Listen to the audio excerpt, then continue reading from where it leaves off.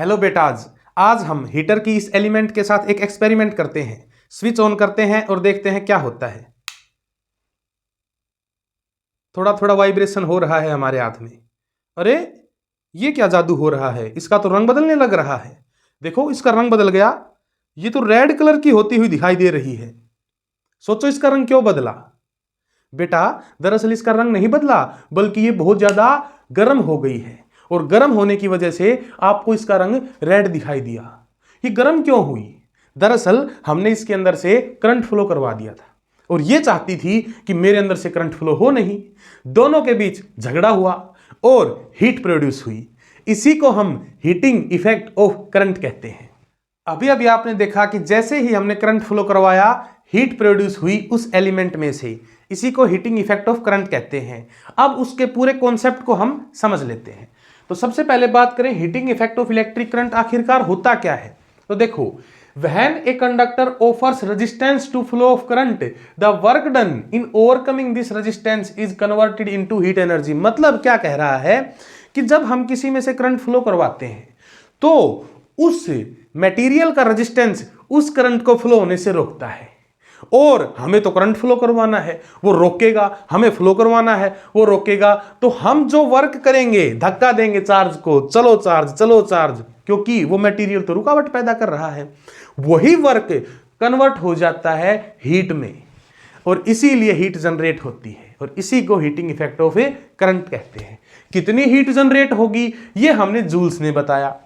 अच्छा, इसलिए हम जूल्स लॉ ऑफ हीटिंग को पढ़ते हैं। क्या होता है जूल्स लॉ ऑफ हीटिंग? देखो, जैसा कि हम जानते हैं पोटेंशियल डिफरेंस होता है वर्क अपॉन चार्ज। ठीक है, यहां से हम लिख सकते हैं work is equals to V Q. बहुत बढ़िया, ठीक है। और हम ये भी जानते हैं कि करंट होता है चार्ज अपॉन टाइम। बहुत सही। यहां से अगर हम चार्ज की वैल्यू निकालें तो चार्ज हो गया आई टी। बहुत बढ़िया। अगर मैं ये चार्ज की वैल्यू यहां पुट कर दूं तो वर्क डन क्या बन जाएगा? V I T. V I T. और सोचो, जो वर्क किया गया था वही तो हीट में कन्वर्ट हुआ था। हाँ, तो मैं वर्क की जगह हीट भी लिख सकता हूं। तो हीट का फॉर्मूला बन गया वी आई टी। बहुत बढ़िया, ये फॉर्मूला आप याद कर लीजिए, एग्जाम के लिए जरूरी है। अगर मैं वी को आई आर लिख दूं ओम्स लॉ के अनुसार तो ये बन जाएगा आई स्क्वायर आर टी। बहुत बढ़िया, एक फॉर्मूला और बन गया। अगर मैं आई को, करंट को वी अपॉन आर लिख दूं तो यही फॉर्मूला बन जाएगा V square by R into T. तो हीट के तीन फॉर्मूले बन गए हैं, एक वी आई टी, एक आई स्क्वायर आर टी और एक V square by R into T. बहुत बढ़िया, बहुत बढ़िया। अब बात कर लेते हैं कि इसकी एप्लीकेशंस क्या क्या है। डेली लाइफ में यह इफेक्ट यूज कहां कहां होता है। तो एक तो आपने शुरू में ही देख लिया था, है ना, हीटर में। किसी भी गर्म करने वाली चीज में heating effect of current use होता है। जैसे कि हम आयरन करते हैं, प्रेस करते हैं कपड़ों के, उसमें भी heating effect of current use होता है। पानी गर्म करने की रोड होती है, उसमें भी heating effect of current use होता है। अगर हम हीटर की बात कर लें, हीटर की एलिमेंट की बात कर लें, उसमें भी heating effect of current use होता है। और सुनो, जो हमारे घर पे फ्यूज लगे होते हैं उनमें भी हीटिंग इफेक्ट ऑफ करंट का ही यूज होता है। अच्छा, कैसे? देखो, हम जो फ्यूज लगाते हैं उसकी एक रेटिंग होती है कि इससे ज्यादा अगर करंट फ्लो हुआ तो यह मेल्ट हो जाएगा। हाँ, मेल्ट कब होगा? जब वो हीट होगा।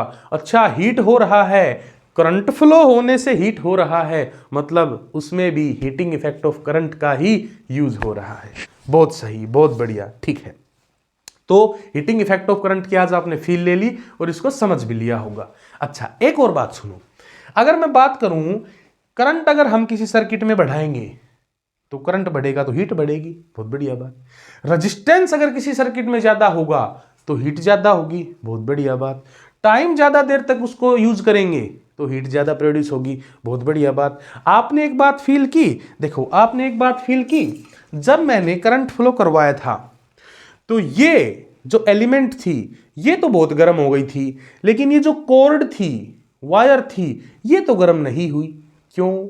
देखो, करंट तो यहां से गया, एक ही पानी की पाइप थी, ऐसे ऐसे ऐसे ऐसे सेम फ्लो हुआ, लेकिन करंट सेम है तो हीट सेम होनी चाहिए ना। ना बेटा, देख, हीट रेजिस्टेंस पे भी डिपेंड करती है। ये जो एलिमेंट थी इसका रेजिस्टेंस ज्यादा था, किससे?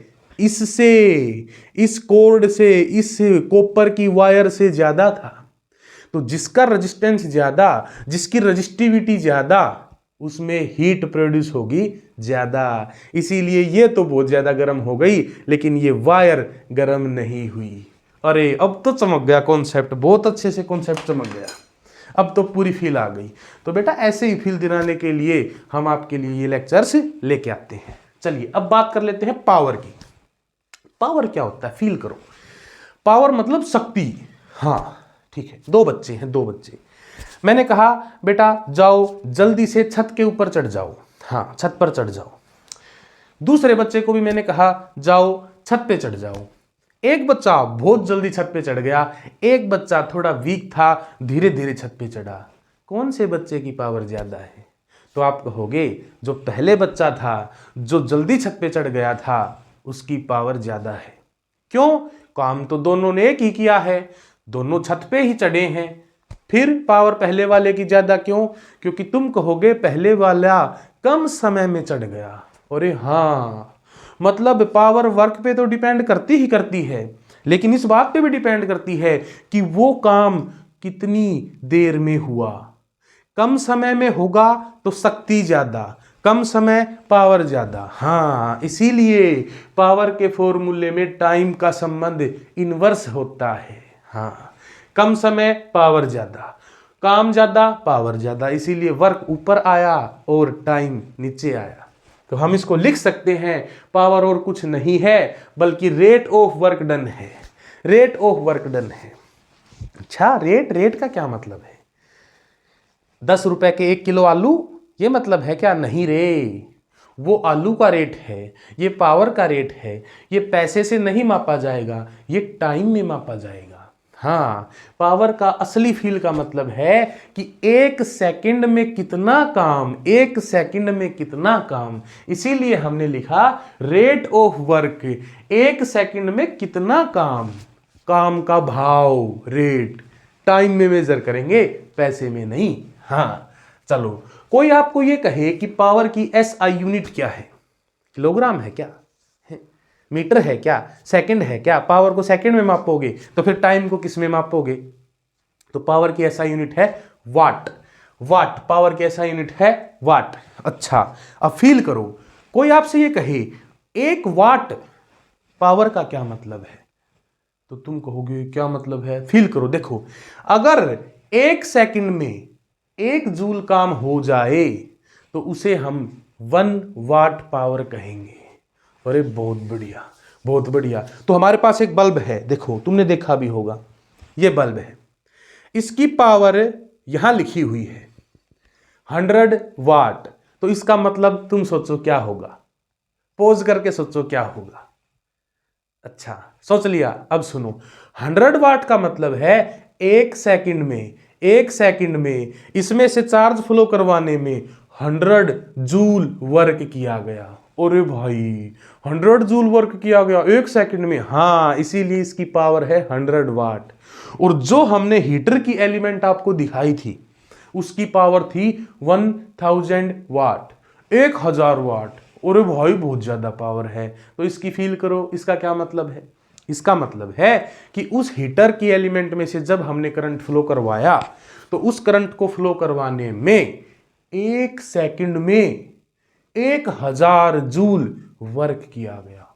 और बहुत ज्यादा वर्क, बहुत ज्यादा वर्क, तो बहुत ज्यादा एनर्जी चाहिए होगी। हाँ, इसीलिए तो हीटर यूज करने पे ज्यादा बिजली का बिल आता है और हमें ज्यादा बिल भरना पड़ता है। हाँ, चमक गया ना कॉन्सेप्ट? बिल्कुल, बहुत अच्छे, बहुत अच्छे। अच्छा, अब कोई कहे, कोई क्या एग्जाम में पूछा जाएगा कि ड्राइव करके दिखाओ पावर के फॉर्मूले, तो कर देंगे, कोई चिंता वाली बात ही नहीं है। देखो, हम जानते हैं पावर होती है रेट ऑफ वर्क डन, ठीक है, वर्क डन अपॉन टाइम, बहुत बढ़िया। हम ये भी जानते हैं कि पोटेंशियल डिफरेंस होता है वर्क डन अपॉन चार्ज, हाँ बहुत बढ़िया। अगर ये मैं यहां से वर्क डन की वैल्यू निकाल लूं जो कि क्या आएगी, V इंटू क्यू, और इसी वर्क डन को यहां पुट कर दूं तो पावर आ जाएगी बेटा, पावर आ जाएगी। कौन सी? इलेक्ट्रिक पावर आ जाएगी। क्यों? क्योंकि पोटेंशियल डिफरेंस तो इलेक्ट्रिसिटी में देखा है हमने। हाँ, चार्ज तो इलेक्ट्रिसिटी में देखा है हमने। हाँ, तो हमने मजबूरी थी कि यहाँ वर्क को हमें इलेक्ट्रिक वर्क में कन्वर्ट करना था। बहुत बढ़िया। तो वर्क की जगह लिख दिया वी क्यू, और जब हमने वी क्यू अपॉन टी किया तो फील करो इसमें एक फॉर्मूला छिपा है, इसमें एक फॉर्मूला छिपा है, चार्ज अपॉन टाइम, जिसको हम करंट कहते हैं। अरे हाँ वही, हाँ करंट कहते हैं। तो पावर की वैल्यू आ गई V इंटू आई, पोटेंशियल डिफरेंस गुना करंट। बहुत बढ़िया। फिर वही बात, अगर मैं पोटेंशियल डिफरेंस को IR लिख दूं तो पावर का एक फॉर्मूला बन जाएगा I²R। बहुत बढ़िया, चमक गया भाई कॉन्सेप्ट, ठीक है। और अगर मैं करंट को V/R लिख दूं तो फॉर्मूला बन जाएगा V²/R पावर का। हाँ, 3 फॉर्मूले हो गए ना बेटा, तीनों याद रखो। कौन सा कहां अप्लाई करें, कंफ्यूज हो जाते हो। आगे वीडियोज आएंगी जिनमें न्यूमेरिकल करवाने सिखाए जाएंगे, उनमें तुम्हें परफेक्टली ये बताया जाएगा कि कहां कौन सा फॉर्मूला यूज करना है। कभी भी जीवन में सवाल गलत नहीं होगा तुम्हारा, ठीक है।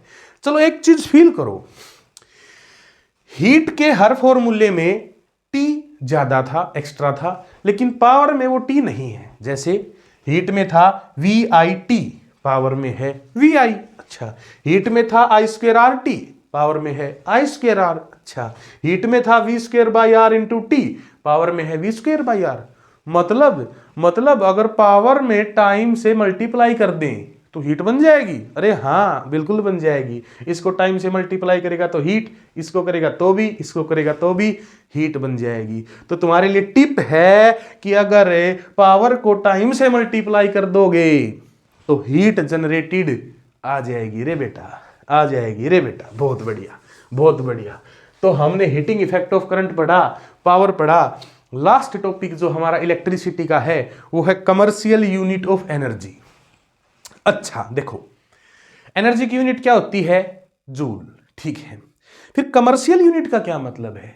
कमर्शियल का मतलब है जो व्यावसायिक रूप से, व्यापारिक रूप से यूनिट यूज होती है। जिस यूनिट को, जिस एनर्जी को देख के तुम्हारे घर में बिजली का बिल आता है। तुम्हारे घर में बिजली का बिल ऐसे थोड़ी ना आता है कि इतने जूल एनर्जी यूज की है इन्होंने। हम बिजली बोर्ड से लेते क्या है? चार्ज थोड़ी ना लेते हैं उधार की चार्ज आओ, चार्ज दो, हमें चार्ज दो। नहीं, चार्ज जो मूव होता है वो तो हमारे घर की फिटिंग में जो वायर्स हैं उनमें बैठा है। हमें तो मूव करवाने वाला चाहिए। मूव कौन करवाएगा? Energy, potential difference. हम वो बिजली बोर्ड से लेते हैं और उसी का बिल हम भरते हैं। हम बिजली बोर्ड से दरअसल चार्ज को फ्लो करवाने के लिए, उस पे वर्क करवाने के लिए एनर्जी लेते हैं।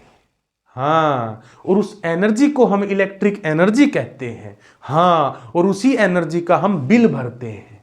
हाँ, तो बिल जब भरोगे तो उस एनर्जी को बिजली बोर्ड वाले जूल में नहीं मापेंगे। उनकी अपनी एक यूनिट है, उनकी अपनी एक दुनिया है, उन्होंने खुद की यूनिट बना ली है। और उसी यूनिट को जो कमर्शियल रूप से यूज होती है उसी को हम कमर्शियल यूनिट कहते हैं। तो वो क्या होती है? देखो, कमर्शियल यूनिट होती है किलोवाट आवर। अच्छा, क्या ये एनर्जी की ही यूनिट है? देखो, किलोवाट तो पावर और आर टाइम। पावर को टाइम से मल्टीप्लाई करेंगे तो हीट, हीट मतलब एनर्जी। अरे हाँ, बात तो फिट बैठ गई, ठीक है। किलोवाट आवर का क्या मतलब है? सुनो, 1 किलोवाट आवर को ही एक यूनिट कहते हैं। मीटर में रीडिंग निकलती है ना, 1 यूनिट, 2 यूनिट, 10 यूनिट, 100 यूनिट। दरअसल 100 यूनिट निकलने का मतलब है 100 किलोवाट आवर। हाँ, फील करो, फील करो, किलोवाट आवर का मतलब क्या है? 1 यूनिट मीटर में रीडिंग कब आएगी? देखो, 1 किलोवाट को मैं लिख सकता हूं 1000 वाट। बहुत बढ़िया, बहुत बढ़िया, बहुत बढ़िया। और 1 आवर को मैंने 1 आवर लिख दिया, तो मल्टीप्लाई करूंगा तो 1000 वाट गुणा 1 आवर आया, ठीक है। इसकी फील ये है कि जब आप 1000 वाट की किसी चीज को 1 घंटे तक ऑन रखोगे तो आपके मीटर में 1 यूनिट रीडिंग निकल जाएगी। अरे बहुत सही। ये स्प्रिंग थी ना, हीटर का एलिमेंट था ना, ये 1000 वाट का था, ठीक है। अगर मैं इसको 1 घंटे तक चालू रखता तो जिस मीटर से हमारे घर बिजली आ रही है उस मीटर में 1 यूनिट रीडिंग निकल जाती। हाँ, और 1 यूनिट हमारे आसपास जो रेट है वो है 5 रुपए के आसपास, तो हमें उसका 5 रुपए बिजली बोर्ड में देना पड़ता। फील आई ना, फील आई। हाँ देखो, अगर 100 वाट का बल्ब है, मैं इसे कितने घंटे ऑन रखूं कि 1 यूनिट बिल निकले? तो फील करो, 100 वाट का बल्ब अगर मैं 10 घंटे ऑन रखूंगा, 10 घंटे ऑन रखूंगा तो 1 यूनिट की रीडिंग निकलेगी। हाँ, कैसे? 100 वाट को किलोवाट में चेंज करो, 0.1 हो जाएगा, इंटू 10 से मल्टीप्लाई करो, घंटे में समय लेना है। हाँ, 0.1 इंटू 10, 1 किलोवाट आवर, 1 यूनिट। बहुत बढ़िया, बहुत बढ़िया। इसीलिए तो हीटर से ज्यादा एनर्जी कंजप्शन होता है, ज्यादा बिल आता है। चमक गई वही बात, चमक गई। तो अगर कोई हमें ये कहे 1 किलोवाट आवर को जूल में कन्वर्ट करो, कर देंगे, दिक्कत क्या है? जूल एक ऐसा यूनिट है। तो यहां दो चीजें हैं, एक तो पावर, एक टाइम।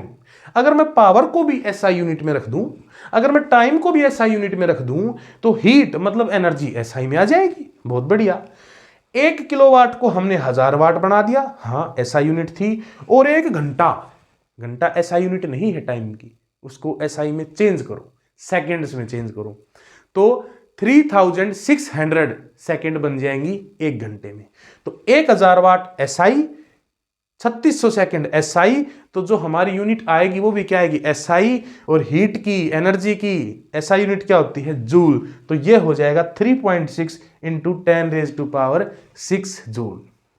इसी के साथ इलेक्ट्रिसिटी का ये टॉपिक, हीटिंग इफेक्ट और पावर और commercial unit of electric energy, खत्म होता है। इसी प्रकार फील लेके पढ़ते रहें और जीवन में आगे बढ़ते रहें। धन्यवाद।